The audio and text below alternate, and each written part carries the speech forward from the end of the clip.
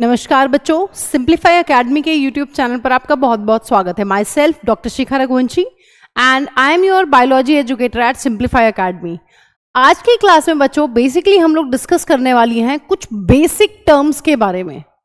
हम आज की क्लास में कुछ बेसिक टर्म्स को स्टडी करेंगे जो काफी इंपॉर्टेंट है to study laws of inheritance which were given by Mendel. ठीक है, सो यहां पर मेंडेलियन जेनेटिक्स को पढ़ने से पहले हमें कुछ बेसिक टर्म्स पढ़नी पड़ेंगी जो काफी इंपॉर्टेंट है। अगर आपको ये टर्म समझ नहीं आएंगी तो आपको मेंडेलियन जेनेटिक्स या फिर मेंडल के द्वारा दिए गए जो लॉज ऑफ इनहेरिटेंस है वो आपको समझ में नहीं आने वाले हैं। सो आज की क्लास में बच्चों हम लोग सिर्फ और सिर्फ फोकस करने वाले हैं कुछ बेसिक टर्म्स के ऊपर that you should know before starting Mendelian genetics. देखिए, अब यहां पर जो बेसिक टर्म्स हैं जो हम पढ़ने वाले हैं, फर्स्ट टर्म आपको जो मतलब पता होना चाहिए वो है होमोलोगस क्रोमोसोम।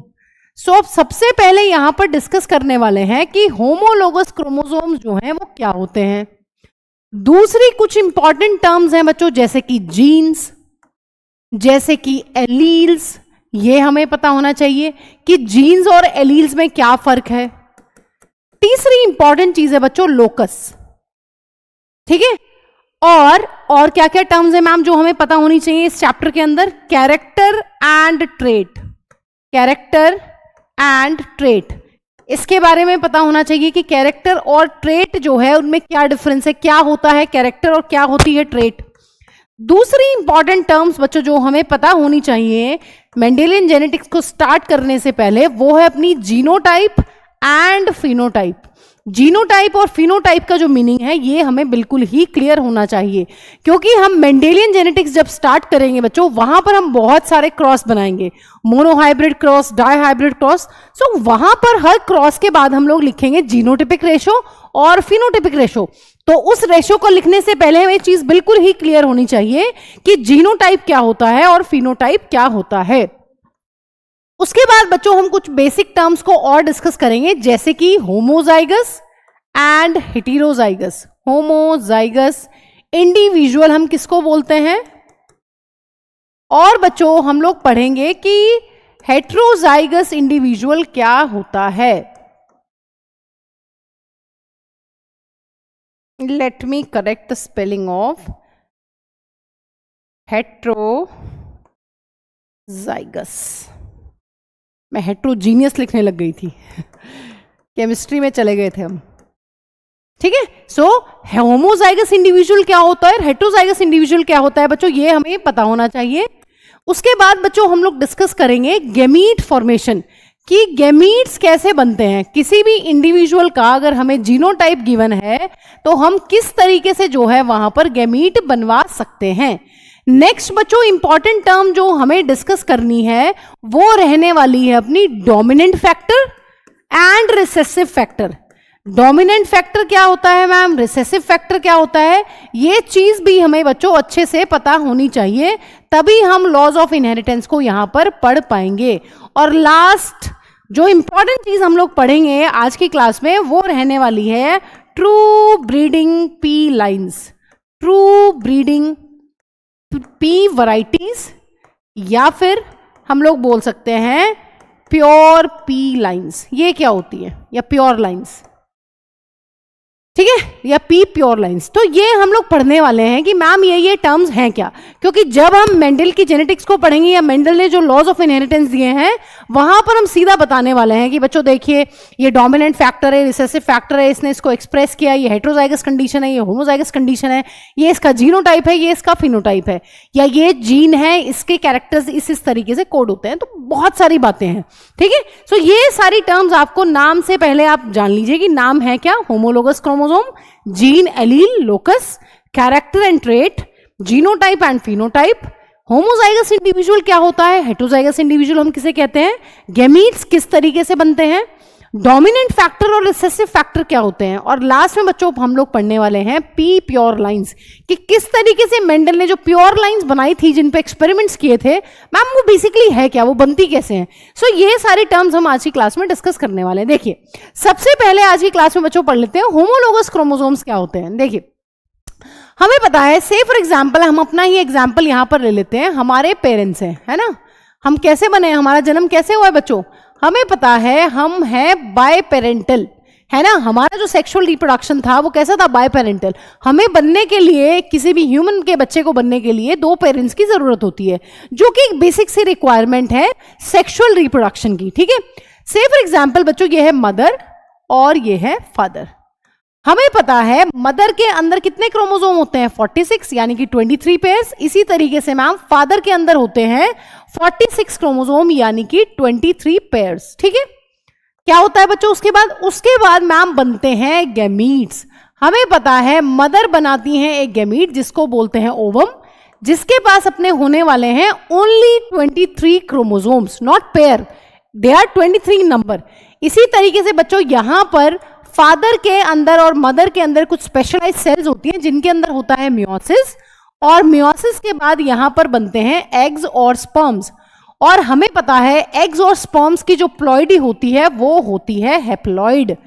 जो मदर और फादर की सेल्स हैं जिनके पास 23 पेयर्स ऑफ क्रोमोसोम्स हैं यानी कि 46 क्रोमोसोम्स हैं, उनको हम लोग बोलते हैं डिप्लॉइड सेल्स। और जो गैमीट्स बनते हैं बच्चों उनको हम लोग बोल रहे हैं हैप्लॉइड सेल्स।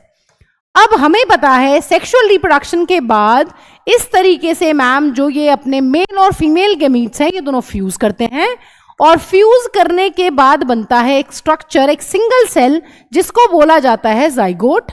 और जाइगोट के पास फिर से होंगे मैम 23 पेयर्स ऑफ क्रोमोसोम्स यानी कि 46 क्रोमोसोम्स। और ये कैसे मिले हैं बच्चों, फर्टिलाइजेशन होता है मैम इस स्टेप का नाम। मेल और फीमेल गैमीट जब जुड़ते हैं आपस में, जब इनका फ्यूजन होता है, उस स्टेप को हम लोग बोलते हैं सिनगैमी या फिर फर्टिलाइजेशन, और यहां पर बन जाता है एक डिप्लॉइड जाइगोट, ठीक है। इसका मतलब बच्चों अगर हम इसको क्रोमोसोम की फॉर्म में बना के देखते हैं इस डायग्राम को, ठीक है। से फॉर एग्जांपल इसी डायग्राम को मैं आपको दिखा रही हूं यहां पर क्रोमोसोम्स की फॉर्म में बनाकर। हमें पता है हमारे अंदर अपने पेरेंट्स से क्या आते हैं बच्चों, हमें पता है हमारे पेरेंट्स से, मदर से भी आए हैं 23 क्रोमोसोम्स और फादर से भी आते हैं 23 क्रोमोसोम्स। हम यहां पर 23 पेयर्स ना बनाकर बच्चों एक एक क्रोमोसोम के सेट से एक एक पेयर से यहां पर कहानी को समझ लेते हैं। तो से फॉर एग्जांपल हमने यहां पर देख लिया है कि ये येलो वाले जो क्रोमोसोम्स हैं ये हैं मदर का फर्स्ट पेयर ऑफ क्रोमोसोम, और इसी तरीके से ये हैं अपने फादर के फर्स्ट पेयर ऑफ क्रोमोसोम। जब गैमीट्स बनेंगे तो क्या होगा बच्चों, जब गैमीट्स बनेंगे मैम तो गैमीट के अंदर यहां पर आ जाएगा एक ये वाला क्रोमोसोम, क्योंकि एक आएगा, है ना, क्योंकि गैमीट्स क्या होते हैं, गैमीट्स यहां पर होते हैं हैप्लॉइड। पेरेंट्स के पास 46 क्रोमोसोम्स हैं, गैमीट हैप्लॉइड होते हैं। इसका मतलब 23 क्रोमोसोम आएंगे। हमने एक पेयर यहां पर बनाया है इसलिए मैंने यहां पर 1 बनाया है, लेकिन आपको पता है अगर मैम ये 23 पेयर्स हैं तो यहां पर गैमीट के अंदर 23 क्रोमोसोम्स आएंगे, ठीक है। इसी तरीके से बच्चों यहां पर क्या होगा, यहां पर भी मैम आने वाले हैं 23 क्रोमोसोम्स, लेकिन हमने एक ही सेट बनाया है इसलिए एक एक क्रोमोसोम इस तरीके से आ जाएंगे। जब फर्टिलाइजेशन होगा तो बच्चों क्या होगा, जब फर्टिलाइजेशन या फिर मैम फ्यूजन वाला स्टेप यहां पर होगा तो ये दोनों क्रोमोसोम जो हैं आपस में पेयर अप करने वाले हैं। किस तरीके से, ये मदर का फर्स्ट क्रोमोसोम और ये फादर का फर्स्ट क्रोमोसोम। सो बच्चों ये जो हमारे अंदर जब ये जाइगोट बना है, मदर और फादर ने पहले दिया है गैमीट्स को जन्म, गैमीट्स जो है वो जुड़े हैं, उन्होंने बनाया है जाइगोट, और जाइगोट के अंदर ऐसे मिलने वाले हैं हमें 23 पेयर्स ऑफ क्रोमोसोम। इस एक सिंगल पेयर को बच्चों, इस पूरे के पूरे एक सेट को हम लोग बोल रहे हैं होमोलोगस क्रोमोसोम्स, होमोलोगस क्रोमोसोम्स। अब यहां पर अगर कोई हमसे पूछ ले कि होमोलोगस क्रोमोसोम के कितने सेट है हमारे अंदर, तो हमारे पास है 23 पेयर्स ऑफ होमोलोगस क्रोमोसोम्स। बच्चों बेसिकली होमोलोगस क्रोमोसोम्स होते क्या हैं, इसको एक बार देख लेते हैं डेफिनेशन की फॉर्म में। होमोलोगस क्रोमोसोम बच्चों वो क्रोमोसोम्स के पेयर होते हैं जिनके पास अप्रोक्सीमेटली सेम लेंथ होती है, सेंट्रोमियर की जो पोजीशन है वो भी अप्रोक्सीमेटली सेम होती है, और सबसे इंटरेस्टिंग चीज बच्चों ये है इनके पास सेम जीन्स होते हैं ऑन द रिस्पेक्टिव लोकस, ठीक है। अभी ये बात मैं आपको डिटेल में बता रही हूं, तो पहले लिख लेते हैं, डेफिनेशन लिख लेते हैं कि होमोलोगस क्रोमोसोम है क्या। So chromosome pair of chromosome pair of approximately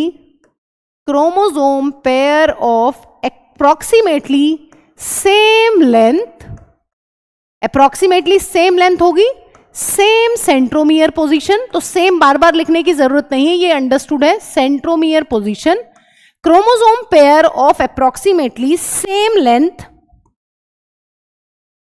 centromere position, and genes at corresponding locus. एक पर्टिकुलर पोजीशन हम देखने वाले हैं अभी किसके अंदर, एक पर्टिकुलर पोजीशन हम देखने वाले हैं क्रोमोसोम के ऊपर. अगर हम इन दोनों क्रोमोसोम्स को कंपेयर करेंगे बच्चों, हमें सेम टाइप के जीन्स यहां पर देखने के लिए मिलेंगे. अभी मैं आपको इसको पूरा डिटेल में डायग्राम बना के समझा रही हूं. अब जो ये होमोलोगस क्रोमोसोम्स हैं, इनमें से कैसे कैसे आए बच्चों, सो हम लिख सकते हैं यहां पर in a pair of homologous chromosome, one is inherited from father. एक कहां से लिया है बच्चों, एक आया है फादर से, and other is inherited from mother. सो ये जो होमोलोगस क्रोमोसोम का एक जोड़ा बना है ना, इस जोड़े में एक क्रोमोसोम आता है फादर से और दूसरा क्रोमोसोम जो है बच्चों वो आता है मदर से, इस तरीके से.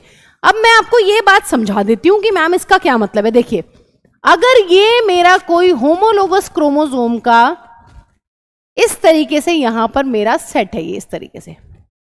सो यहां पर आप देख सकते हैं होमोलोगस क्रोमोसोम्स बच्चों वो होते हैं जिनकी लेंथ अप्रोक्सीमेटली जो है वो सेम होती है, इनकी सेंट्रोमियर की जो पोजीशन है वो भी अप्रोक्सीमेटली सेम होती है और इनके पास सेम जीन्स होते हैं एट कॉरस्पॉन्डिंग लोकस. अब देखिए क्या है यहां पर, से फॉर एग्जांपल यहां पर आपके पास हाइट का जीन है, इस क्रोमोसोम के ऊपर जो मदर से आया है, इस क्रोमोसोम के ऊपर से फॉर एग्जांपल यहां पर आपके पास है जीन फॉर हाइट. बच्चों अगर हम बात करते हैं होमोलोगस क्रोमोसोम की, तो यहां पर जो क्रोमोसोम फादर से आया है यहां पर भी हमें देखने के लिए मिलने वाला है जीन फॉर हाइट. मतलब अगर हम सेम पोजीशन की बात कर रहे हैं, ये हमारे पास एक होमोलोगस क्रोमोसोम का जोड़ा है, इस जोड़े पे हम किसी भी पोजीशन को अगर टारगेट करेंगे, से फॉर एग्जांपल कि मैम हम उस पोजीशन को ना समझ के हम यहां पर समझ रहे हैं. सो बच्चों अगर यहां पर हम इन दोनों पोजीशंस को सेम देखते हैं ना, अगर हम एक ही पोजीशन को देख रहे हैं दोनों क्रोमोसोम्स के अंदर, अगर यहां पर आई कलर का जीन हमें देखने के लिए मिलेगा, यहां पर भी आई कलर का ही जीन होगा. इसका मतलब एक सेम पोजीशन पर किसी भी क्रोमोसोम की हमें सेम टाइप के जीन्स मिलने वाले हैं. सो ये होते हैं बच्चों होमोलोगस क्रोमोसोम. होमोलोगस क्रोमोसोम में से एक क्रोमोसोम आता है फादर से, दूसरा क्रोमोसोम हमेशा आता है मदर से. कभी भी ऐसा नहीं होगा कि मैम जो पहला क्रोमोसोम पेयर है वो दोनों मदर के हों या दोनों फादर के हों, ऐसा कभी नहीं होता है. तो होमोलोगस क्रोमोसोम है ही वो कि मदर से पहला, फादर से पहला. ठीक है, इसी तरीके से मदर से दूसरा क्रोमोसोम, फादर से भी दूसरा क्रोमोसोम. इस तरीके से बच्चों बनते हैं 23 pairs, 23 from father and 23 from mother. ठीक है, सो ये होते हैं बच्चों होमोलोगस क्रोमोसोम जिनकी लेंथ सेम है, सेंट्रोमियर की पोजीशन सेम है और उनके एक पर्टिकुलर लोकस पे सेम टाइप के जीन्स हमें देखने के लिए मिलते हैं जो सेम कैरेक्टर को कोड करते हैं. ठीक है, अभी आगे धीरे धीरे धीरे करके पढ़ लेते हैं. देखिए अब जीन क्या होता है, जीन समझ लेते हैं. देखिए वैसे क्रोमोसोम को डिटेल में बच्चों हम नेक्स्ट चैप्टर में पढ़ने वाले हैं मॉलिक्यूलर बेसिस ऑफ इनहेरिटेंस में कि क्रोमोसोम होते क्या हैं. बट इतना आइडिया सभी बच्चों को है कि मैम क्रोमोसोम मिलकर बनते हैं डीएनए से, कुछ हिस्टोन प्रोटीन्स जैसी चीज भी हमने पढ़ी हुई है, और मैम अभी हम नेक्स्ट चैप्टर में पढ़ेंगे non chromosomal histone proteins. Non histone chromosomal proteins भी वहां पर इन्वॉल्व होते हैं. सो डिटेल्स हम क्रोमोसोम की वहीं पर पढ़ेंगे, बट यहां पर एक चीज का आइडिया ले लेते हैं जो हमने पहले भी पढ़ रखी है. देखिए हमें पता है इस तरीके से ये होता है डीएनए, और डीएनए जो है वो सारा काम का नहीं होता है, कुछ कुछ सेगमेंट्स होते हैं, कहीं कहीं पर कुछ कुछ पीस ऑफ डीएनए होता है जो मैम हमारे लिए काफी काफी काफी इंपॉर्टेंट है. तो से फॉर एग्जांपल बच्चों मैंने ये एक पूरा डीएनए लिया है आपका, और इस डीएनए के अंदर यहां पर कुछ ये मैंने ले लिए हैं पीस ऑफ डीएनए, बहुत सारे पीसेस ऑफ डीएनए इसी तरीके से। अब ये पीस ऑफ डीएनए क्या कर रहा है, ये पीस ऑफ डीएनए से, ये डीएनए है और इस पीस ऑफ डीएनए से बनता है मेरा बच्चों आरएनए, और इस आरएनए से बन पाते हैं मेरी बॉडी में कुछ स्पेसिफिक प्रोटीन्स। अब ये प्रोटीन मेरी बॉडी में क्या कर रहा है, ये प्रोटीन मेरी बॉडी में दे रहा है, ये कोड कर रहा है किसी कैरेक्टर को। कैरेक्टर का क्या मतलब है मैम, कैरेक्टर बोले तो आपका कोई भी फीचर, आई का कलर, हेयर का टेक्सचर, आपकी हाइट, ठीक है, आपके फेस की जो शेप है वो, ये सारे फीचर्स हमारे। इसका मतलब ये हुआ कि हमारे डीएनए के अंदर कुछ कुछ ऐसे सेगमेंट्स होते हैं, कुछ कुछ ऐसे पीसेस ऑफ डीएनए होते हैं जो होते हैं फंक्शनल, जो कुछ काम करते हैं मेरी बॉडी के अंदर। सो इस पीस ऑफ डीएनए को ही बच्चों हम लोग बोलते हैं जीन। जीन वो पीस ऑफ डीएनए होता है जो मेरी बॉडी के अंदर कुछ ऐसे प्रोटीन्स बना रहा है, वो प्रोटीन्स इन्वॉल्व हैं मेरे किसी कैरेक्टर को कोड करने में, ठीक है। इसका मतलब मेरे पास स्ट्रेट हेयर्स के जीन्स होंगे, जब ही तो मेरे हेयर्स जो है वो स्ट्रेट है। मेरा अगर एक कैरेक्टर मैं यहां पर कंसीडर कर लूं, हेयर टेक्सचर, मेरे हेयर्स का टेक्सचर कैसा है, तो हेयर टेक्सचर जो है वो एक कैरेक्टर है मेरी बॉडी में। हाइट एक कैरेक्टर है। इसका मतलब जीन क्या होते हैं, जीन डीएनए के पीसेस होते हैं जो कुछ काम करते हैं मेरी बॉडी के अंदर। अब बच्चों ये जो नेक्स्ट चैप्टर है हमारा मॉलिक्यूलर बेसिस ऑफ इनहेरिटेंस, वो बेसिकली पूरा इसी के बारे में है कि किस तरीके से मैम ये आरएनए बनता है, किस तरीके से प्रोटीन्स बनते हैं। अगर हमें हल्का फुल्का 11th का आइडिया है तो हमें पता है डीएनए से आरएनए बनने की प्रोसेस को हम लोग क्या बोलते हैं बच्चों, ट्रांसक्रिप्शन, और आरएनए से प्रोटीन्स बनने की प्रोसेस को हम लोग बोलते हैं ट्रांसलेशन। ये हम नेक्स्ट चैप्टर में पढ़ने वाले हैं। इसका मतलब अगर मैम हमें यहां पर जीन के बारे में कुछ लिखना हो तो हम क्या लिखेंगे, तो जीन्स बच्चों बेसिकली होते हैं यूनिट ऑफ इनहेरिटेंस। मेरे पेरेंट्स से मेरे अंदर बेसिकली जीन्स ही आए हैं डीएनए के थ्रू या फिर क्रोमोसोम्स के थ्रू, और उन जीन्स की हेल्प से मैं अपने जो हैं कुछ कैरेक्टर्स जो हैं वो एक्सप्रेस कर पा रहा हूं या कोड कर पा रही है। मेरी बॉडी में जो कैरेक्टर्स आ रहे हैं वो इन जीन्स की वजह से आ पा रहे हैं। सो बेसिकली अगर हम एनसीईआरटी की बात करते हैं तो एनसीईआरटी बोलती है कि genes are unit of inheritance. दूसरी इंपॉर्टेंट चीज बच्चों, genes contain an information, gene contain an information that is required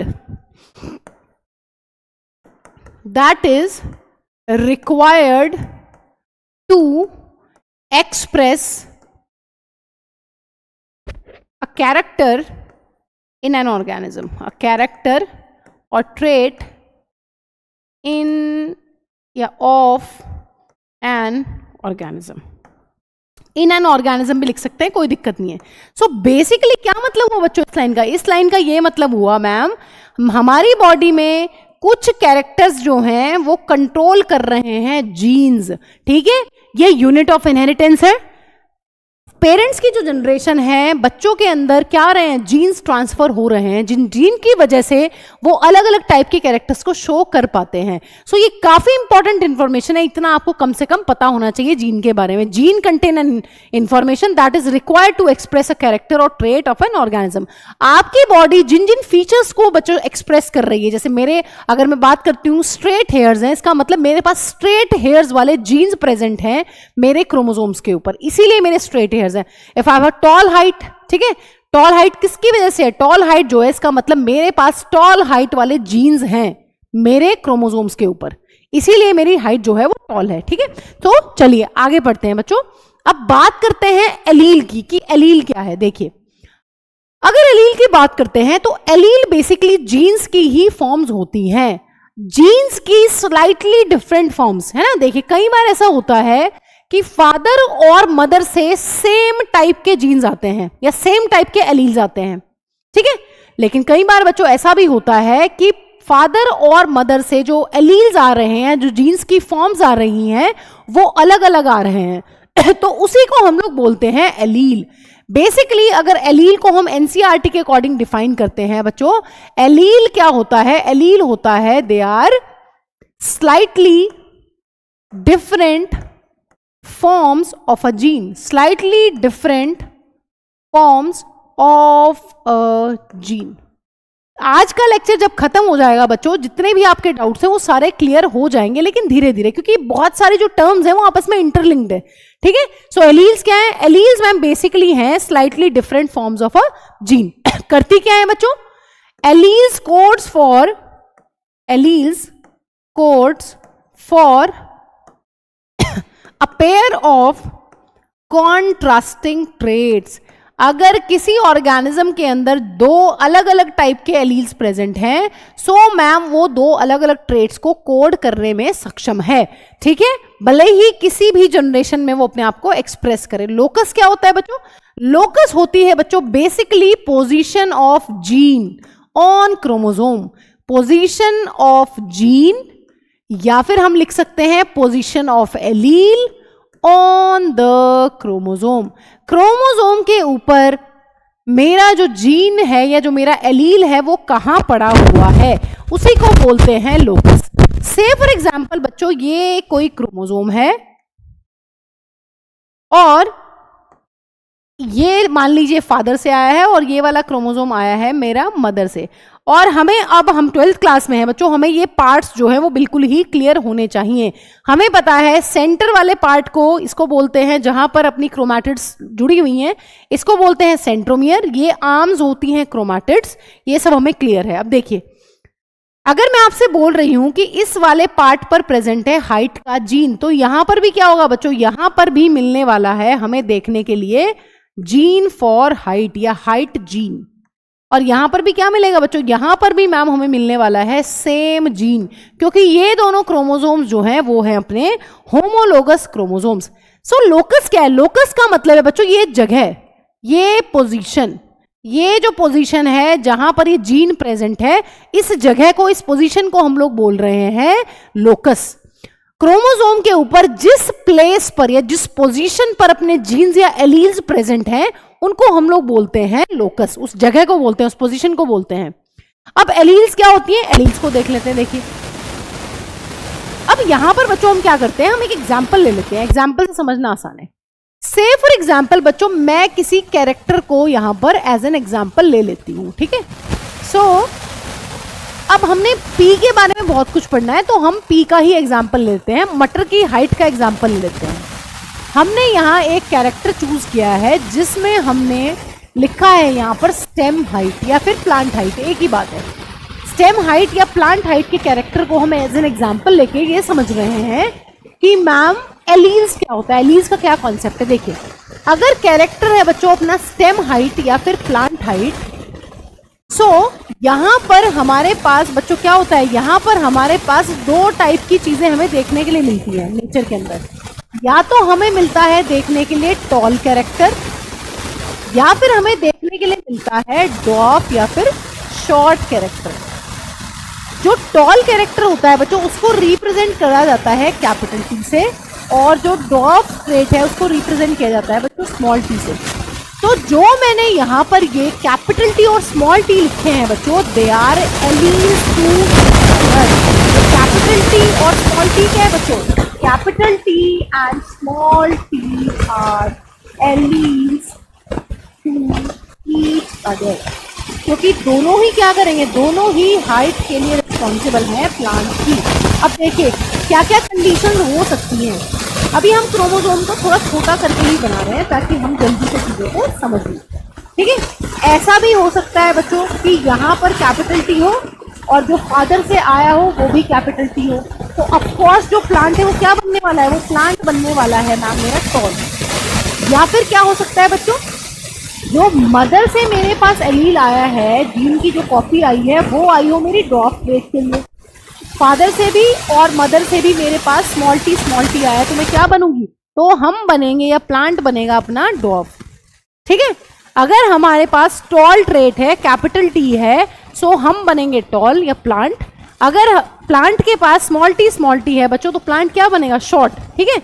लेकिन बच्चों एक कंडीशन अपनी ऐसी भी होती है, जहां पर दो अलग अलग जीन्स या हम कह सकते हैं एलील्स आ जाते हैं। कैपिटल टी से फॉर एग्जांपल मदर से आ गया और स्मॉल टी जो है वो किससे आ गया बच्चों, स्मॉल टी आ गया है फादर से। तो ऐसी कंडीशन में देखिए यहां पर अगर हम बात करते हैं जीन्स की, जीन्स हमें पता है क्या है, जीन्स जो है वो कैरेक्टर को कोड करते हैं। तो कैपिटल टी चाहे स्मॉल टी चाहे ये सारी चीजें हो, ये सब जीन है। ये क्या है, जीन है। लेकिन एक जीन की दो अलग अलग फॉर्म्स को हम लोग क्या बोलते हैं, एलील्स। यहां पर दोनों एलील्स क्या है, सेम है। यहां पर दोनों एलील्स जो हैं वो भी सेम है।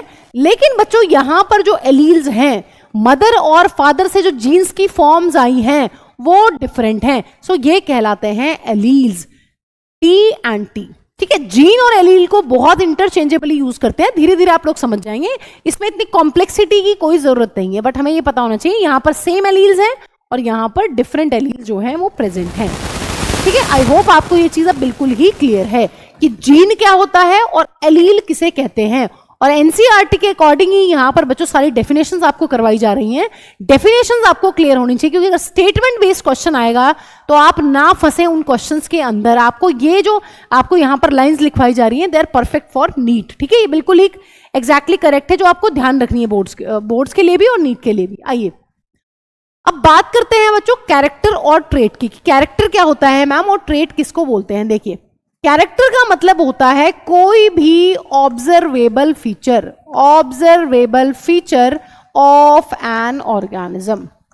एक ऑर्गेनिज्म का ऊपर से दिखने वाला कोई भी फीचर जो है वो कहलाता है कैरेक्टर। और ट्रेट क्या होता है, ट्रेट का मतलब होता है बच्चों एक्सप्रेस्ड कैरेक्टर या एक्सप्रेशन ऑफ कैरेक्टर। एक्सप्रेशन का क्या मतलब है, एक इंडिविजुअल के अंदर कौन सा आया है, या फिर हम लिख सकते हैं इनहेरिटेड कैरेक्टर।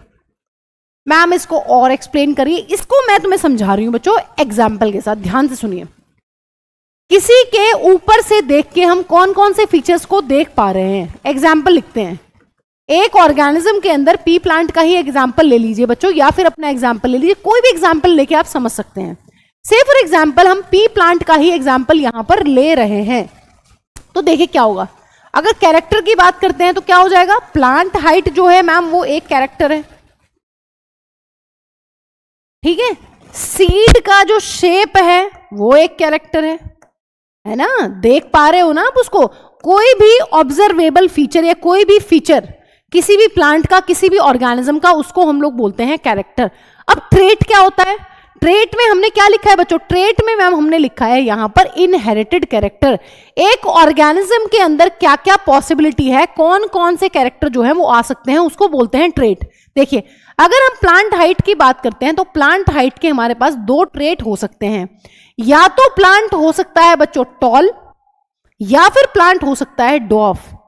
इसका मतलब ये हुआ ma'am, tall and dwarf they are traits. Exactly, plant height is a character बच्चों।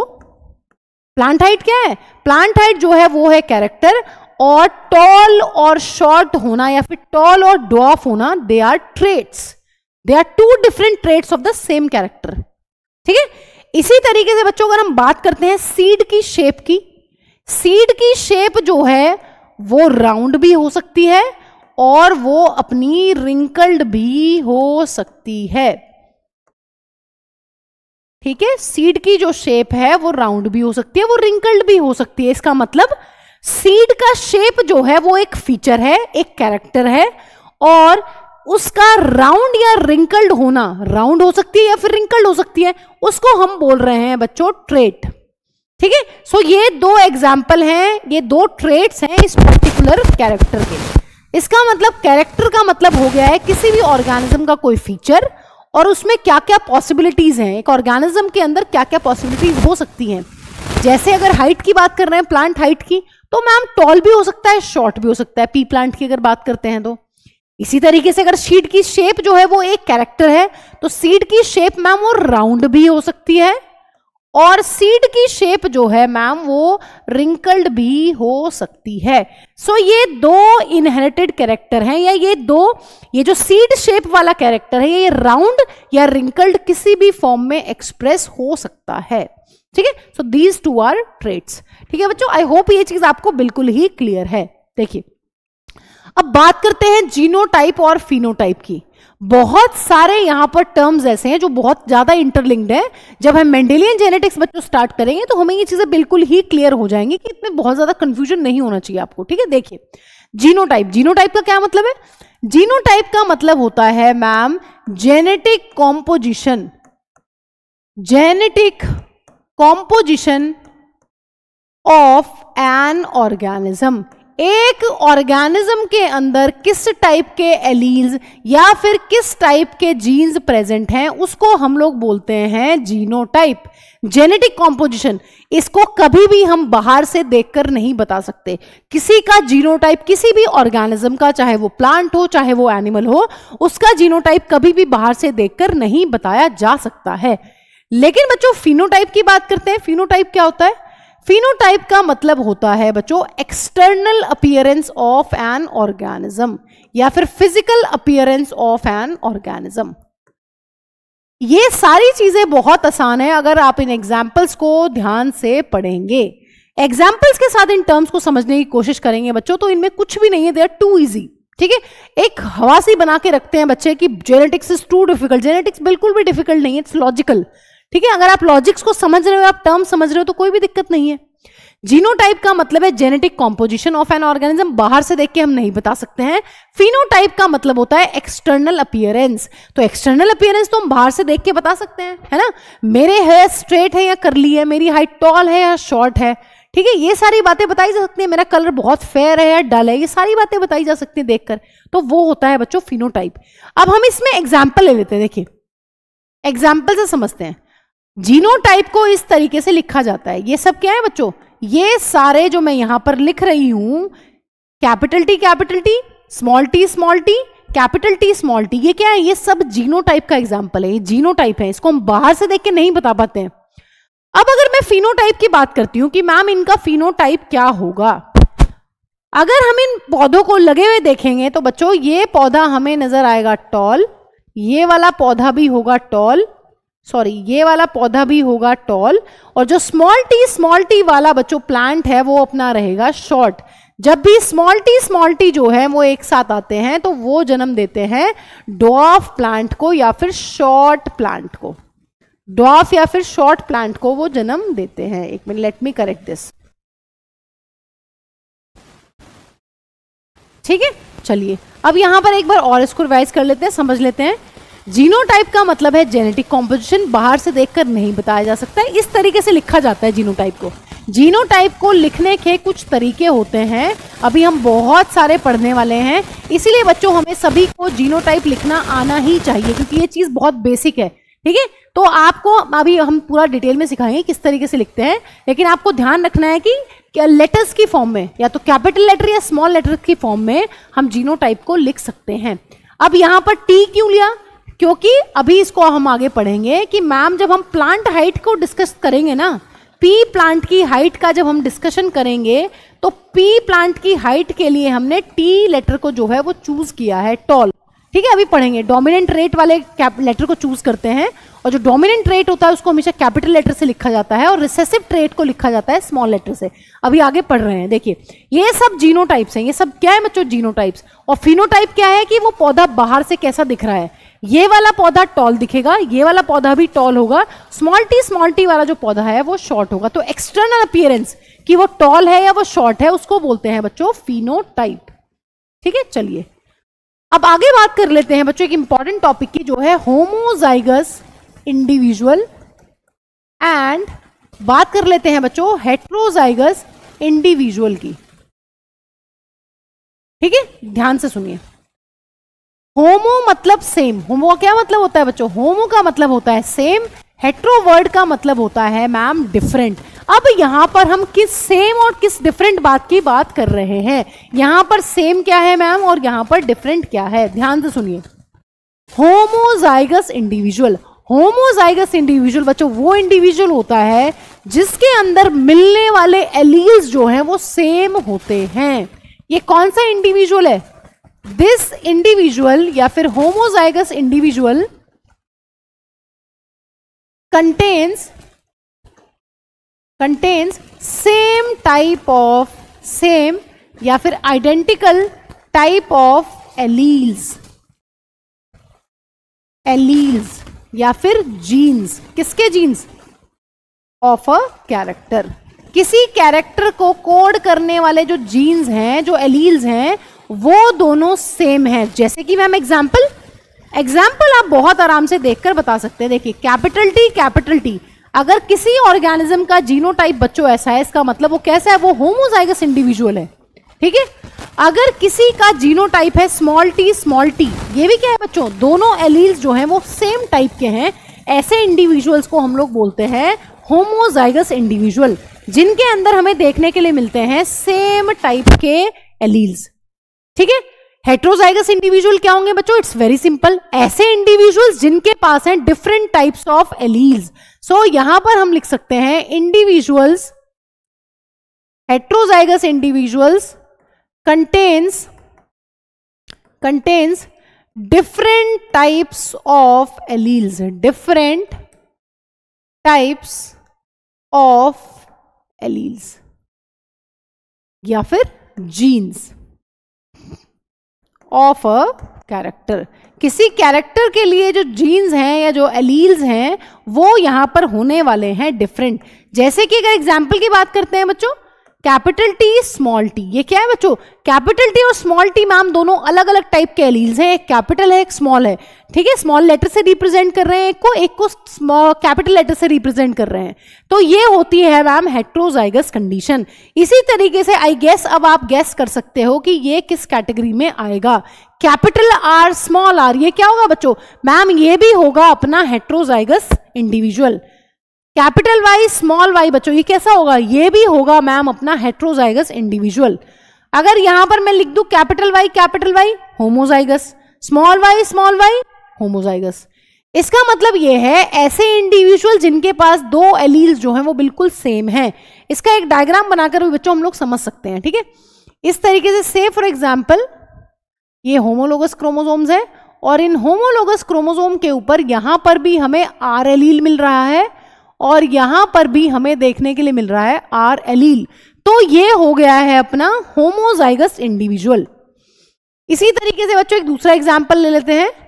ये है अपना होमोलोगस क्रोमोसोम का कोई सेट बच्चों, और यहां पर जो मिलने वाले एलील्स हैं, से फॉर एग्जांपल यहां पर हमें मिल रहा है बच्चों कैपिटल वाई और यहीं पर दूसरे लोकस पर यहां पर हमें मिल रहा है स्मॉल वाई। सो ये क्या हो गया बच्चों? इसको बोल सकते हैं मैम होमोजाइगस कंडीशन और यहां पर है मैम हेट्रोजाइगस कंडीशन, क्योंकि दो एलील्स जो हैं वो डिफरेंट हैं। ठीक है। सो ये चीज हमें बिल्कुल ही क्लियर होनी चाहिए।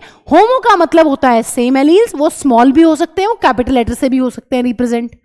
लेकिन हेट्रोजाइगस कंडीशन में एक एलील जो है वो डोमिनेंट होगा, दूसरा रिसेसिव होगा। एक को कैपिटल लेटर से रिप्रेजेंट करेंगे, दूसरे को स्मॉल लेटर से रिप्रेजेंट करना है।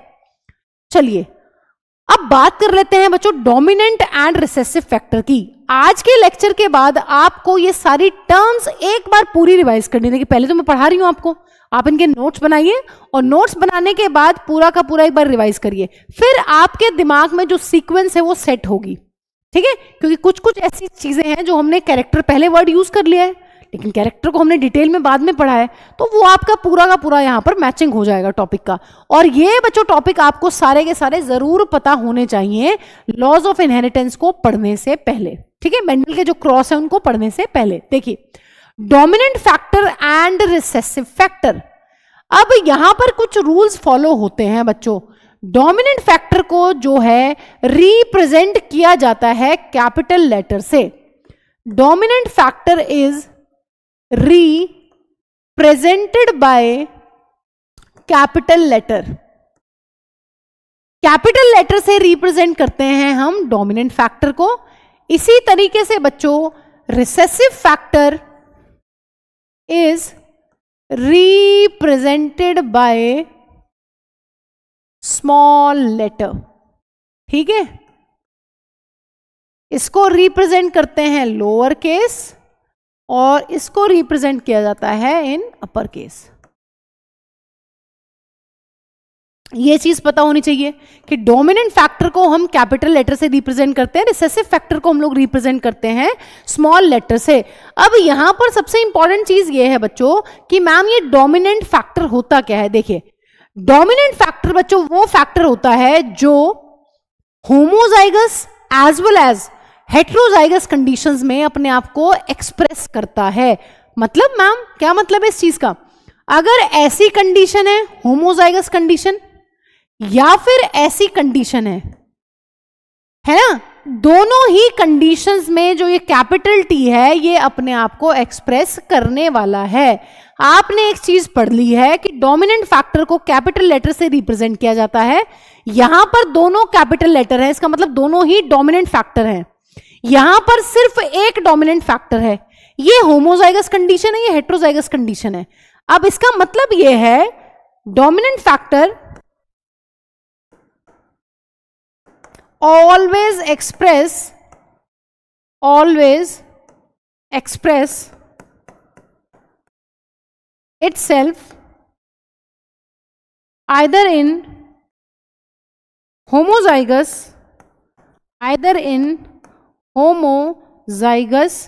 or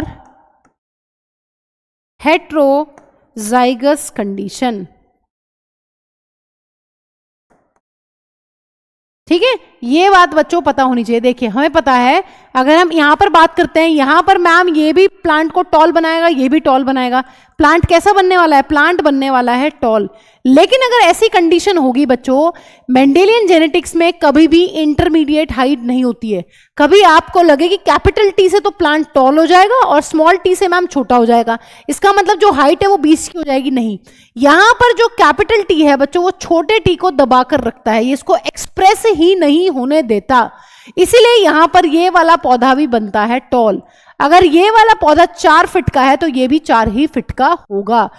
इसको हम अभी डिटेल में डिस्कस करेंगे। इसका मतलब बहुत आसान सी चीज है, डोमिनेंट फैक्टर को हमेशा कैपिटल लेटर से लिखेंगे हम, रिसेसिव लेटर को या रिसेसिव फैक्टर को हम लिखेंगे स्मॉल लेटर से ऑलवेज। ठीक है, यहां पर अगर मैं बात करती हूं बच्चों रिसेसिव फैक्टर की, रिसेसिव फैक्टर मैम कब एक्सप्रेस करेगा अपने आप को, रिसेसिव फैक्टर अपने आप को एक्सप्रेस कर पाता है बच्चों हमेशा इन होमोजाइगस कंडीशन। से फॉर एग्जांपल रिसेसिव फैक्टर जो है उसको हम रिप्रेजेंट करते हैं स्मॉल लेटर से, और इसी कंडीशन में जो है ये अपने आप को एक्सप्रेस कर पाएगा। कभी भी इस कंडीशन में स्मॉल टी अपने आप को एक्सप्रेस नहीं कर पाता है। यहां पर लिख लेते हैं बच्चों, recessive factor express itself, recessive factor express itself only in homozygous condition, express only in homozygous condition। जो हमारा रिसेसिव फैक्टर है बच्चों वो सिर्फ और सिर्फ होमोजाइगस कंडीशन में अपने आप को एक्सप्रेस करता है। हेट्रोजाइगस कंडीशन में जो अपना डोमिनेंट वाला है वो उसको एक्सप्रेस नहीं होने देता। और दूसरी इंपॉर्टेंट चीज है बच्चों, इसको कभी भी ऐसे नहीं लिखा जाता है, कभी भी स्मॉल लेटर पहले नहीं लिखते हैं हम जेनेटिक्स में, पहले लिखेंगे कैपिटल लेटर फिर आएगा स्मॉल लेटर। ठीक है, अब एक बार इनको और देख लेते हैं। आपके पास यहां पर 3 कंडीशंस है, कैपिटल टी स्मॉल टी, और एक दूसरी कंडीशन है बच्चों हमारे पास स्मॉल टी। अब हम इनको बहुत आराम से पहचान गए हैं। ये है ma'am homozygous dominant individual, homozygous dominant individual. ये कैसा है बच्चों, ये है मैम हेट्रोजाइगस डोमिनेंट इंडिविजुअल, क्योंकि यहां पर भी एक कैपिटल टी है वो अपने आप को एक्सप्रेस करेगा।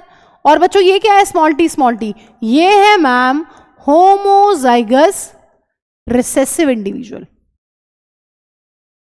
इसका मतलब रिसेसिव ट्रेट को एक्सप्रेस करने वाले हैं हम स्मॉल लेटर से, और जो डोमिनेंट ट्रेट है उसको हम लोग रिप्रेजेंट करने वाले हैं कैपिटल लेटर से। ये सारी की सारी कंडीशंस बच्चों आपको क्लियर होनी चाहिए। अब नेक्स्ट इंपॉर्टेंट चीज बच्चों हम लोग पढ़ने वाले हैं गेमीट फॉर्मेशन। गेमीट्स बनाते कैसे हैं, देखिए अपने केस में हमने पढ़ रखा है बहुत आराम से कि मैम मियोसिस में जो है क्रोमोसोम्स हाफ हो जाते हैं, हमने ये बात पढ़ी हुई है। तो यहां पर भी हमें यही करना है। आपको अगर कोई भी जीनोटाइप दिया गया है किसी भी ऑर्गेनिज्म का, कैसा ही आपको जीनोटाइप दिया हो बच्चों, आपको सिंपली क्या करना है आपको उसके जीनोटाइप में एक दीवार खींचनी है। जैसे आपको ये जीनोटाइप दिया हुआ है कैपिटल टी, तो यहां पर हमें क्रोमोसोम्स में दीवार खींच देनी है, और जो यहां पर गैमीट्स बनेंगे वो सारे के सारे गैमीट्स के अंदर होगा अपना कैपिटल टी। इसी तरीके से मैम अगर ऐसा हो कंडीशन तो क्या होगा, अगर ऐसा जीनोटाइप हमें गिवन है एग्जाम में तो यहां पर दीवार खींच दो, सभी के सभी जो गैमीट्स बनेंगे सबके पास होगा स्मॉल टी। लेकिन बच्चों अगर हेट्रोजाइगस कंडीशन है capital T and small T, यहां पर अगर आप दीवार खींचेंगे तो क्या होगा बच्चों, यहां पर मैम बनने वाले हैं दो टाइप के गैमीट्स, कैपिटल टी और स्मॉल टी। इसका मतलब यह हुआ मैम होमोजाइगस इंडिविजुअल्स के केस में, होमोजाइगस इंडिविजुअल या होमोजाइगस कंडीशन के केस में मैम हमें मिलते हैं same types of gametes. Same type के गैमीट जो है हमें देखने के लिए मिलेंगे। ऑफ कोर्स सेम टाइप के गैमीट हैं, सारे गैमीट में यहां पर कैपिटल टी होगा, यहां पर सारे गैमीट में स्मॉल टी होगा। लेकिन अगर हम बात करते हैं बच्चों किसी हेट्रोजाइगस इंडिविजुअल की, तो क्या हो रहा है देखिए ध्यान से, हेट्रोजाइगस इंडिविजुअल की अगर मैम बात हो रही है, ये हेट्रोजाइगस इंडिविजुअल है, तो मैम यहां पर हमें मिलने वाले हैं different types of gametes. We will get different types of gametes. अलग अलग टाइप के गैमीट जो हैं वो हमें देखने के लिए यहां पर मिलेंगे। होमोजाइगस इंडिविजुअल के अंदर सेम टाइप के गैमीट्स बनते हैं और हेट्रोजाइगस इंडिविजुअल्स के अंदर अलग अलग टाइप के बच्चों गैमीट्स देखने के लिए मिलते हैं। अब यहां पर एक बार मैं आपको एक छोटा सा कॉन्सेप्ट समझा देती हूं जो काफी इंपॉर्टेंट कॉन्सेप्ट है, कैपिटल टी और स्मॉल टी का कॉन्सेप्ट। देखिए बेसिकली बच्चों जो कैपिटल टी है ना, जो हमारा डोमिनेंट फैक्टर है, जो यहां पर एलील है, से फॉर एग्जांपल इसको हम लोग बोल रहे हैं कैपिटल टी को एलील है, ये है ना एलील है। ऑफ कोर्स हमें पता है अगर ऐसे इंडिविजुअल की बात कर रहे हैं तो यहां पर दोनों एलील सेम है, इस कंडीशन में भी दोनों एलील सेम है। लेकिन अगर कैपिटल टी और स्मॉल टी की बात कर रहे हैं, यहां पर दोनों एलील्स अलग हैं। इनको डिस्कस कर लेते हैं। देखिए अगर किसी ऑर्गेनिज्म के अंदर कैपिटल टी एलील है तो बच्चों क्या मतलब है, इस चीज का यह मतलब है अगर किसी के पास कैपिटल टी वाला एलील है या कैपिटल वाला कोई भी एलील है, it will code for normal protein. ये बनाने वाला है नॉर्मल प्रोटीन। क्यों मैम, अभी हम पढ़ा है ना बच्चों, एलील क्या होता है, एलील मैम जीन की ही फॉर्म होती है। और जीन क्या करता है हमारी बॉडी में, जीन मैम हमारी बॉडी में कुछ ऐसे प्रोटीन्स बनाता है कि वो प्रोटीन्स किसी कैरेक्टर को कोड करते हैं। सो यही चीज लिखे है यहां पर। अगर कैपिटल टी एलील है या कोई भी नॉर्मल एलील है बच्चों, जो कैपिटल लेटर से जिसको रिप्रेजेंट करते हैं वो होता है अपना नॉर्मल एलील। और नॉर्मल एलील जो है वो बनाने वाला है बॉडी में नॉर्मल प्रोटीन। लेकिन बच्चों जो रिसेसिव एलील होता है अपना, जिसको हम स्मॉल लेटर से रिप्रेजेंट करते हैं, इसको हम लोग बोलते हैं मॉडिफाइड या फिर म्यूटेटेड एलील। क्या मैम ये नॉर्मल प्रोटीन नहीं बनाता? नहीं बनाता। नॉर्मल प्रोटीन का मतलब है नॉर्मल एंजाइम। अब ध्यान से सुनिए जरा बात यहां पर बच्चों जो स्मॉल लेटर से जिसको रिप्रेजेंट कर रहे हैं ये होता है मॉडिफाइड एलील या फिर इसी को बोलते हैं म्यूटेटेड एलील। अगर ये नॉर्मल टाइप का प्रोटीन या नॉर्मल टाइप का एंजाइम बनाता है बच्चों, सो वो बहुत ही कम होता है। अगर नॉर्मल बनाएगा तो बनाएगा लेस एंजाइम या फिर लेस प्रोटीन। या फिर दूसरा केस ये हो सकता है कि वो बनाए ही ना कोई एंजाइम, नो एंजाइम या फिर नो प्रोटीन। अभी के लिए हम प्रोटीन को एंजाइम समझ सकते हैं, हमें पता है कुछ एक्सेप्शंस है यहां पर। सारे के सारे एंजाइम्स जो हैं वो प्रोटीन नहीं होते हैं, वो आरएनए भी हो सकते हैं। या फिर ये बनाता है बच्चों, तीसरी कंडीशन है नॉन फंक्शनल एंजाइम। आप अब खुद सोचिए, अगर किसी ऑर्गेनिज्म के पास दोनों नॉर्मल टाइप के एलील हैं तो नॉर्मल एंजाइम बनेगा। हाइट कैसी होगी? टॉल, क्योंकि हमने पढ़ लिया है कैपिटल लेटर जो है वो डोमिनेंट फैक्टर को रिप्रेजेंट कर रहा है, यहां पर टॉल ही बनेगा ये वाला प्लांट।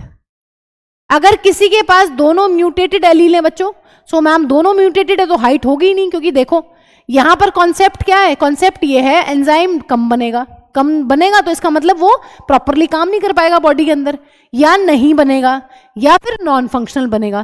तीनों ही केसेस में जो हाइट है वो टॉल हो ही नहीं सकती। प्लांट कैसा होगा? डॉर्फ। लेकिन बच्चों यहां पर इंटरेस्टिंग चीज जो केस है वो है ये वाला, हेट्रोजाइगस वाला। अगर मैम एक कैपिटल लेटर है एक स्मॉल लेटर है तो क्या होगा? देखिए कैपिटल वाला तो अपना काम अच्छे से करेगा, और जो कैपिटल वाला होता है बच्चों वो स्मॉल वाले को एक्सप्रेस ही नहीं होने देता। आप देख सकते हो स्मॉल वाला एंजाइम नहीं बना रहा है, या फिर नॉन फंक्शनल बना रहा है, या फिर कम बना रहा है। सो ये इसका एक्सप्रेशन है ही नहीं यहां पर। इसका मतलब कैपिटल टी की वजह से जो प्लांट है वो कैसा हो जाता है? टॉल। सो ये कॉन्सेप्ट हम आगे भी पढ़ेंगे, बट ये यहां के लिए भी काफी जरूरी था कि नॉर्मल एलील है कैपिटल वाला, वो नॉर्मल एंजाइम या प्रोटीन्स बनाता है। जो स्मॉल लेटर से रिप्रेजेंट कर रहे हैं वो होता है मॉडिफाइड या म्यूटेटेड एलील, वो अपना काम कर ही नहीं पा रहा है अच्छे से। ठीक है, चलिए अब बात कर लेते हैं बच्चों ट्रू ब्रीडिंग पी लाइन्स की, कि ट्रू ब्रीडिंग पी लाइन्स क्या होती हैं। देखिए मेंडल ने यहां पर बच्चों 14 ट्रू ब्रीडिंग पी लाइन्स बनाई थी। मेंडल ने कितनी बनाई थी? मेंडल ने अपने एक्सपेरिमेंट के लिए 14 ट्रू ब्रीडिंग पी लाइन्स जो है वो जनरेट करी थी। किस तरीके से?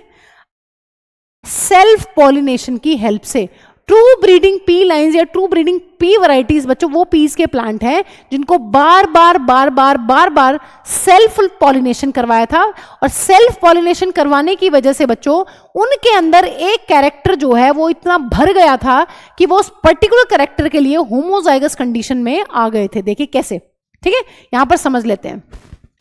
से फॉर एग्जाम्पल बच्चों ये कोई प्लांट है, पी प्लांट है, और ये उसका फ्लावर है, और ये उसके फ्लावर के ऊपर है पड़ी हुई यहां पर कार्पेल, और यहां पर हमें पता है यहीं पर होता है स्टेमन। पी का जो फ्लावर है बच्चों वो कैसा होता है? पी का जो फ्लावर है मैम वो बाइसेक्सुअल होता है। इसके ऊपर हमें कार्पेल या पिस्टल भी देखने के लिए मिलती है, और इसी के ऊपर हमें देखने के लिए मिलते हैं स्टेमन। हाँ जी, ये बात हमने फर्स्ट चैप्टर में बच्चों पूरी डिटेल में पढ़ी हुई है। क्या? हाँ जी, किस तरीके से होता है सेल्फ पॉलिनेशन। हमें पता है जब मैम एक ही फ्लावर के जो पॉलन ग्रेन्स हैं वो यहां पे एंथर से निकल के कहां पहुंच जाएं, उसी सेम फ्लावर के कार्पेल के मैम स्टिग्मा पे लैंड करते हैं। इसको हम लोग बोलते हैं मैम सेल्फ पॉलिनेशन। सो अगर एक ऐसा प्लांट है बच्चों जिसके पास बाइसेक्सुअल फ्लावर है, सो बाइसेक्सुअल फ्लावर होने की वजह से यहां पर क्या हो रहा है? बार बार सेल्फ पॉलिनेशन करवाई गई है ना, मेंडल ने इसको करवाया था। ठीक है, क्योंकि यहां पर क्रॉस पॉलिनेशन भी आप इंड्यूस करवा सकते हो, कोई दिक्कत नहीं, वो भी मेंडल ने किया था, वो देखेंगे किस किस एक्सपेरिमेंट में। तो यहां पर ट्रू ब्रीडिंग पी लाइन्स का मतलब ये है कि ये एक पी का प्लांट है कोई, उसी के पॉलन ग्रेन्स जो हैं उसी के स्टिग्मा पर लैंड करवाए, तो जो यहां पर सीड बनी, से फॉर एग्जाम्पल ये अपना ये वाला प्लांट था कैपिटल टी, तो जो सीड बनेगी वो भी कैसी होगी बच्चों? वो भी होगी कैपिटल टी, क्योंकि सेम प्लांट के जीन्स हम यूज कर रहे हैं। अब फिर इस सीड से जो पौधा बना उसके जो फ्लावर्स थे वो भी कैसे होंगे बच्चों? वो भी मैम ऐसे ही है सेम। यहां भी कैपिटल टी है। फिर से क्या करवाया? फिर से करवाई सेल्फ पॉलिनेशन। तो जो सीड बनेगी बच्चों वो कैसी बनेगी? मैम जो सीड बनेगी वो भी कैपिटल टी बनेगी। इस तरीके से मेंडल ने बार बार सेल्फ पॉलिनेशन करवा के बच्चों कुछ पी लाइन्स यहां पर तैयार की हैं, कुछ पी की वैरायटीज जो हैं वो तैयार की हैं, जिसकी वजह से जो प्लांट है वो बन जाता है homozygous for a particular trait, homozygous for particular character या फिर ट्रेट। ठीक है, सो मेंडल ने बच्चों इस तरीके से 14 ट्रू ब्रीडिंग पी लाइन्स को जो है वो रेडी किया था। ठीक है, अपने एक्सपेरिमेंट के लिए। नीट का PYQ है, ये भी आपको ध्यान रखना है। तो आई होप ये चीज आपको क्लियर होनी चाहिए। जो पी का फ्लावर है वो बाइसेक्सुअल होता है। से for example capital T genotype है इस प्लांट के पास। अगर हम इसी फ्लावर की सेल्फ पॉलिनेशन करवाते हैं, सो जो सीड्स बनेंगी बच्चों यहां पर, उन सीड के अंदर भी हमें ये वाला जीनोटाइप मिलेगा। और फिर से हम क्या कर रहे हैं? फिर से हम करवा रहे हैं सेल्फ पॉलिनेशन। सो इस तरीके से पौधों के अंदर बार बार सेल्फ पॉलिनेशन करवा के बच्चों मेंडल ने होमोजाइगस कंडीशन जो है वो क्रिएट करी थी हर एक कैरेक्टर के लिए। जिस तरीके से कैपिटल टी के लिए बनाया है, इसी तरीके से स्मॉल टी के लिए बनाया है, और भी बहुत सारे कैरेक्टर्स के लिए यहां पर होमोजाइगस कंडीशन या होमोजाइगस प्लांट्स जो हैं वो बनाए गए हैं। So true breeding P lines की अगर हमें डेफिनेशन लिखनी हो तो हम क्या लिखेंगे बच्चों? Those plants which were generated by repeated self pollination, those plants which were generated by repeated self pollination, बार बार आपने सेल्फ पॉलिनेशन करवाइए, रिपीट सेल्फ पॉलिनेशन करवाइए, जिसकी वजह से जो प्लांट्स है वो क्या कर रहे हैं बच्चों? Plant shows the stable trait expression, stable trait character and expression of expression over several generations. कई जनरेशंस तक जो है वो सेम कैरेक्टर ही एक्सप्रेस होगा। ऑफ कोर्स अगर आपने किसी पौधे के अंदर कूट के कैपिटल टी के जीन्स जो है वो भर दिए हैं तो उसके बच्चे भी कैसा पैदा होंगे बच्चों? उसके आने वाली जो प्रोजेनीज हैं वो भी मैम क्या होने वाली हैं? वो भी होने वाली हैं अपनी कैपिटल टी, होमोजाइगस हो जाएगा वो प्लांट कंप्लीटली। स्टेबल ट्रेट, एक minute, those plants which were generated by repeated self pollination, bar bar self pollination से बनते हैं ये plant, shows the stable trait या फिर कैरेक्टर इनहेरिटेंस, है ना? बार बार वही कैरेक्टर का इनहेरिटेंस हमें देखने के लिए मिलेगा और एक्सप्रेस होगा बार बार वही। क्या कर रहे हैं आप यहां पर? हम कर ये रहे हैं, कैपिटल टी है, इनकी आपस में सेल्फिंग करा रहे हैं और जिसकी वजह से क्या हो रहा है? बच्चे भी कैपिटल टी है, फिर से सेल्फिंग करा रहे हैं। तो आने वाली जो अगली जनरेशंस हैं वो कैपिटल टी के लिए होमोजाइगस इस तरीके से बन जाती हैं। सो मेंडल ने कितनी बच्चों true breeding P lines ready करी थी? मेंडल ने रेडी करी थी बच्चों 14 true breeding P lines for his experiment. ठीक है, अब आज की क्लास में बच्चों इस टॉपिक को भी हम लोग पढ़ लेते हैं कि मैम वो कौन से 7 पेयर्स ऑफ कॉन्ट्रास्टिंग ट्रेट्स हैं जो मेंडल ने पी प्लांट के रिस्पेक्ट में चूज किए और जिनके ऊपर उन्होंने फर्दर रिसर्च करी। सो ये सारा जो हम यहाँ पर डाटा लिखने वाले हैं ये वो डाटा है बच्चों जिसको मेंडल ने अपने एक्सपेरिमेंट्स में यूज किया। ठीक है, देखते हैं। सो यहां पर अपने पास कैरेक्टर्स कितने हैं इसको लिख लेते हैं। यहां पर बच्चों मेंडल ने 7 कैरेक्टर्स की स्टडी की है। इन 7 कैरेक्टर्स में 2 टाइप का ट्रेट यहां पर देखने के लिए मिला है। एक ट्रेट डोमिनेंट ट्रेट है। डोमिनेंट ट्रेट बच्चों वो ट्रेट कहलाता है जिसने अपने आप को एक्सप्रेस किया है मेंडल के हर एक क्रॉस में। ठीक है, जो देखने के लिए एक्सप्रेस हुआ है कौन सी स्टेज में? F1 स्टेज में, फीलियल 1 जनरेशन या फिर फर्स्ट हाइब्रिड जनरेशन में। ठीक है, और बच्चों दूसरा ट्रेट यहां पर होता है रिसेसिव ट्रेट। सो अब हम ये पढ़ रहे हैं कि मेंडल ने पी प्लांट के कौन कौन से 7 कैरेक्टर्स के ऊपर जो है अपनी रिसर्च करी है। हर एक कैरेक्टर के 2 ट्रेट हैं, हम पहले भी इस चीज को पढ़ चुके हैं। 2 ट्रेट कौन से हैं बच्चों? एक डोमिनेंट ट्रेट है यहां पर और एक है अपना रिसेसिव ट्रेट। तो इस चीज को हम डिटेल में यहां पर पढ़ लेते हैं। देखिए पहला कैरेक्टर जो मेंडल ने बच्चों यहां पर यूज किया वो है स्टेम हाइट या फिर प्लांट हाइट। पहला कैरेक्टर ये है। दूसरा कैरेक्टर बच्चों यहां पर है अपना पॉड शेप। तीसरा कैरेक्टर है बच्चों यहां पर पॉड कलर। ठीक है, अब इसी टेबल को आप कंटिन्यू कर लेना, मैं खुला खुला लिख रही हूं ताकि आपको अच्छे से समझ में आए। नेक्स्ट कैरेक्टर क्या है बच्चों? नेक्स्ट कैरेक्टर है मैम अपना फ्लावर का कलर लिख लेते हैं।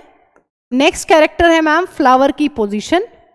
ये वो सारे कैरेक्टर्स हैं बच्चों जिन पर मेंडल ने स्टडी की।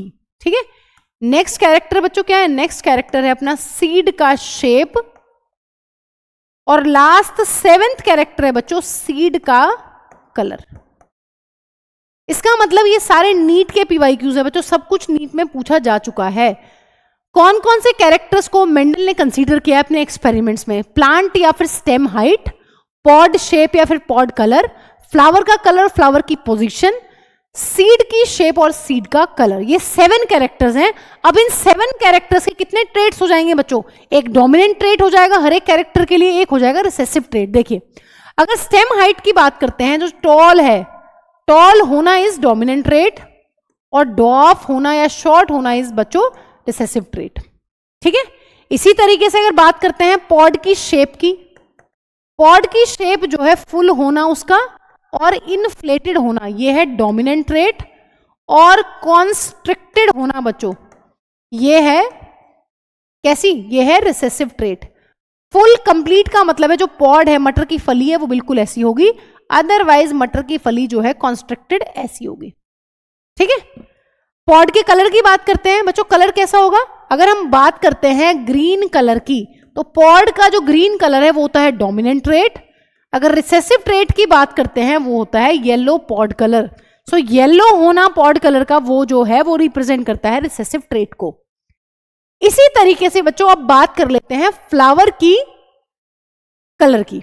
देखिए, फ्लावर का कलर अगर वॉयलेट है तो वो है डोमिनेंट ट्रेट, और अगर फ्लावर का कलर व्हाइट है वो है अपना रिसेसिव ट्रेट।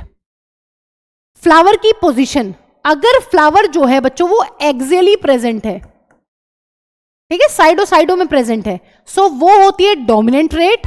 और अगर फ्लावर की पोजीशन है अपनी टर्मिनल, मतलब जो मेन फ्लोरल एक्सिस है अगर वो फ्लावर में लीड कर गई है वो है टर्मिनल फ्लावर पोजीशन।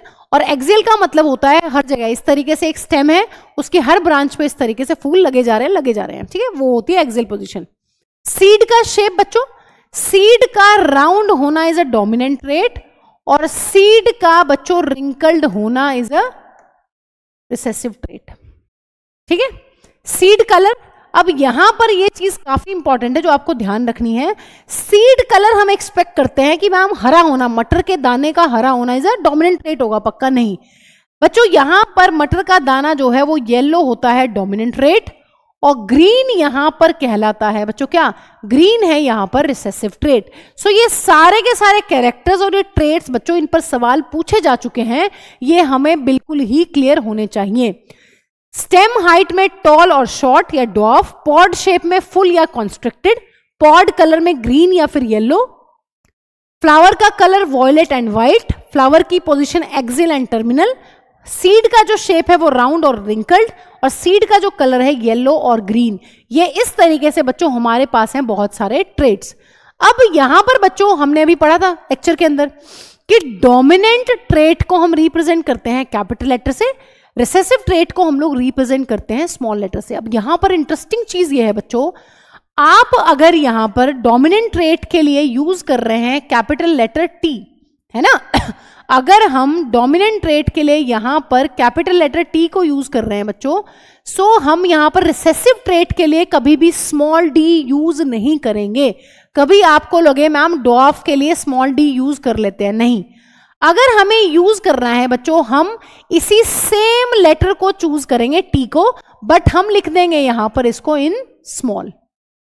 ठीक है, इसी तरीके से हमें हमेशा जो फर्स्ट लेटर लेना है किसी भी डोमिनेंट रिसेसिव ट्रेट को एक्सप्रेस करने के लिए, जो हम लेटर चूज करेंगे बच्चों वो हमेशा हम चूज करेंगे डोमिनेंट ट्रेट से। जैसे कि अगर हम यहां पर बात करते हैं फुल या इन्फ्लेटेड, पॉड का जो शेप है वो फुल या इन्फ्लेटेड होना, यहां पर हम लेंगे आई से रिप्रेजेंट करेंगे। अब कभी भी यहां पर स्मॉल लेटर सी नहीं लिखेंगे, यहां पर हम लोग लिखेंगे स्मॉल आई। अगर हम वहां पर सी लिखेंगे वो भी स्मॉल में बच्चों, it will create a lot of confusion. तो उस कंफ्यूजन को दूर रखने के लिए, चीजों को थोड़ा सा लॉजिकली और स्मूथ बनाने के लिए हम यहां पर डोमिनेंट ट्रेट का जो फर्स्ट लेटर है उसको लेकर कैपिटल लिख रहे हैं, वो डोमिनेंट ट्रेट है, और उसी को स्मॉल में लिखकर हम उसके रिसेसिव ट्रेट को बता रहे हैं। अगर हम पॉड के कलर की बात करते हैं तो पॉड के कलर को मैम रिप्रेजेंट किया जाएगा कैपिटल जी से, और येलो को हम रिप्रेजेंट करेंगे बच्चों स्मॉल जी से, ना कि स्मॉल वाई से। ठीक है, अब अगर बात करते हैं वॉयलेट की, सो यहां पर इसको रिप्रेजेंट करेंगे कैपिटल वी से, और ये हो जाएगा अपना स्मॉल वी। ठीक है, ये बात ध्यान रखनी है। एक्सियल के लिए हम यूज कर लेंगे बच्चों कैपिटल लेटर ए, टर्मिनल के लिए हम लोग यूज करेंगे स्मॉल लेटर ए, राउंड के लिए हम लोग यूज करेंगे बच्चों कैपिटल आर, और रिंकल्ड के लिए हम लोग यूज करेंगे स्मॉल आर। इसी तरीके से येलो के लिए हम लोग यूज करेंगे बच्चों कैपिटल वाई, और ग्रीन के लिए हम लोग यूज करेंगे स्मॉल वाई। ठीक है, सो यहां पर ये कंफ्यूजन हो जाता है बच्चों। देखिए, ग्रीन के लिए अगर येलो के लिए आप स्मॉल वाई यूज कर लेते तो क्या होता, यहाँ पर देखिए स्मॉल वाई क्या है बच्चों, स्मॉल वाई तो ग्रीन है, वो भी किसका है, सीड कलर का। सो बहुत सारे कंफ्यूजन्स को दूर रखने के लिए, चीज़ों को लॉजिकली और स्मूथली सॉल्व करने के लिए अभी हम बहुत सारे इनहेरिटेंस के पैटर्न्स पढ़ने वाले हैं। बहुत सारे यहाँ पर हम monohybrid, dihybrid crosses को बच्चों डिस्कस करने वाले हैं आने वाले लेक्चर्स में। सो वहाँ पर इन सभी चीज़ों की हमें ज़रूरत पड़ने वाली है। सो ये चीज़ें आपको बिल्कुल ही क्लियर होनी चाहिए, ठीक है। ये हमारी एनसीईआरटी का डायग्राम है और ये टेबल है, इसको भी एक बार डिस्कस कर लेते हैं। देखिए stem height tall and short, ये डोमिनेंट और ये रिसेसिव। फ्लावर का colour violet is dominant, white is recessive. Flower की position axial is dominant, terminal is recessive. Pod का जो शेप है inflated is dominant and constricted is recessive. इसी तरीके से पॉड का जो कलर है ग्रीन होना इज डोमिनेंट और येलो होना इज रिसेसिव। सीड की शेप राउंड होना इज डोमिनेंट और रिंकल्ड होना इज रिसेसिव, ठीक है। सीड का जो कलर है वो येलो होना is dominant trait and green होना इज रिसेसिव ट्रेट। तो इसमें आपको बिल्कुल भी कंफ्यूजन नहीं होना चाहिए। ये एनसीईआरटी का डायग्राम है बच्चों। Seed shape round and wrinkled, देखिए सीड का जो कलर है येलो इज डोमिनेंट, ये ध्यान रखना है क्योंकि ये हमें अक्सर कंफ्यूजन क्रिएट करता है। और रिसेसिव ट्रेट ग्रीन है। फ्लावर का जो कलर है वो वॉयलेट डोमिनेंट है और व्हाइट अपना रिसेसिव है। पॉड का शेप फुल या इन्फ्लेटेड होना इज डोमिनेंट ट्रेट, कॉन्स्ट्रिक्टेड होना इज बच्चों रिसेसिव ट्रेट। पॉड का colour green is dominant and yellow is recessive, ठीक है। ये बातें ध्यान रखनी है। फ्लावर की जो पोजीशन है, अगर फ्लावर जो है टर्मिनल है, मेन एक्सिस जो है अगर वो फ्लावर में लीड करती है, सो ये एक रिसेसिव ट्रेट है। लेकिन अगर फ्लावर्स इस तरीके से स्टेम के ऊपर साइड साइड में आ रहे हैं बच्चों, उसको हम लोग बोलते हैं एक्सियल पोजीशन। और स्टेम हाइट टॉल होना is a dominant character and short होना इज अ बच्चों रिसेसिव कैरेक्टर। सो आज की क्लास में हमने जितनी भी बच्चों टर्म्स यहां पर डिस्कस करी हैं, ये सारी टर्म्स आपको पता होनी चाहिए। हम जो ये कैपिटल स्मॉल का खेल खेल रहे हैं इतनी देर से, कैपिटल लिख रहे हैं, डोमिनेंट ट्रेट को कैपिटल से रिप्रेजेंट कर रहे हैं, रिसेसिव ट्रेट को स्मॉल लेटर से रिप्रेजेंट कर रहे हैं, और कौन कौन से कैरेक्टर्स और ट्रेट पर मेंडल ने काम किया है, ये सभी चीजें नेक्स्ट लेक्चर को करने से पहले आपको ये क्लियर होनी चाहिए, ठीक है। चलिए मिलते हैं बच्चों अगले लेक्चर में।